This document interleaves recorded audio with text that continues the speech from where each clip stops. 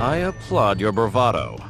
However, I will teach you that actions, not words, carry the strength to shape one's desires.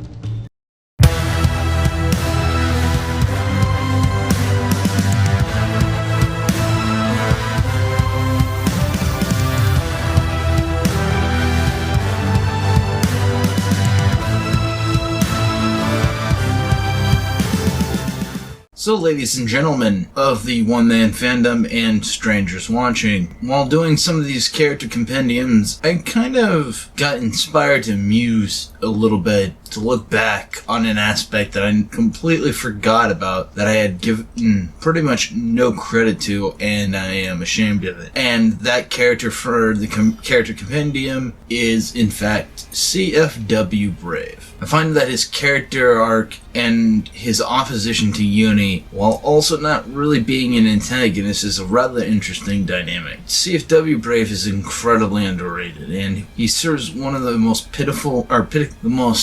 he's the pinnacle that basically, was the salvation of the narrative of Mark 2 / Rebirth 2. See, Mark 2 / Rebirth 2 has always had this hurdle of writer pretentiousness. They always had to proselytize this anti-piracy rhetoric that nobody cares about. I mean, for fuck's sake, now more than ever, piracy's on the rise. I mean, the existence of VPNs is enough evidence of that. But overall, I actually consider CFW Brave to just be the full-out salvation of Mark 2 / Rebirth 2, or at least in regards to the general piracy narrative. Now, and he may actually be the best villain out of the group overall, narratively. I mean, you've got kind of a generic apocalypse-style force of nature, like the deity of sin / true deity of sin.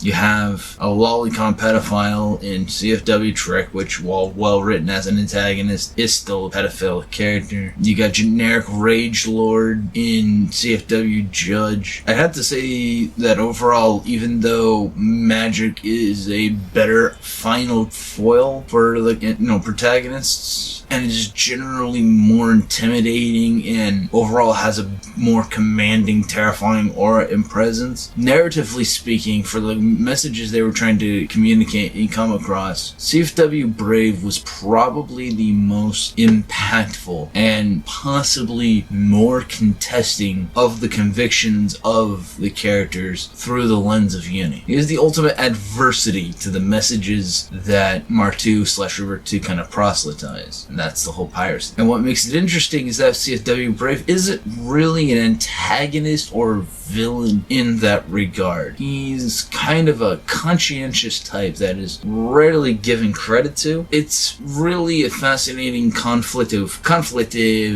convictions, conflict of convictions, principles. Overall, they're both rooted in the caring of children everywhere to be able to play games. I don't know if they really intended for this, because the general good vibes it produces don't really line up with the very preachy narratives of Mark 2. Overall, I find that when you kind of treat or evaluate the conflict of Uni and Brave in a vacuum, you really encapsulate and understand how the character arc that Neptunia has for Uni as a protagonist and CFW Brave as a foil really hits hard at the overall ideas that they pose. That rather than having a character's convictions weaken that of a protagonist, that the same goodwill and care for the young generation of kids liking video games is one of the most compelling hooks of Mark 2. The Conquest ending has always been my favorite ending,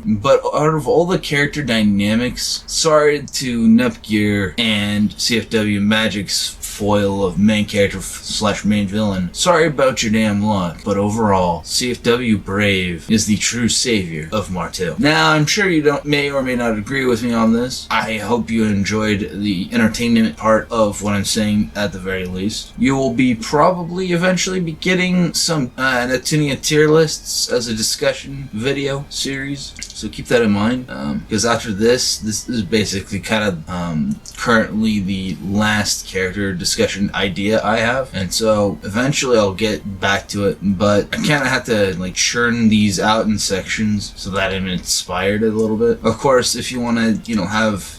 Actually, I might throw in a Shay Cormac from Assassin's Creed Rogue in there, because I generally love characters that like take established lore or ideas by an author or what's canon in the series and put it through a psychological lens, like like this video about CFW Brave. It's kind of interesting to me because Shay Cormac and CFW Brave kind of share the same kind of plot dynamic of sorts, albeit through vastly different contexts, but they kind of serve the same function in framework. When you draw parallels between the two, they're both very riveting, very powerful forces in their respective universes. So if you liked the video, please give it a like, subscribe if you already do, click the bell, select all, and be notified of more of my content, and follow me at Byron Midas Birch at Twitter. With that, I shall head on out, guys. New era coming soon.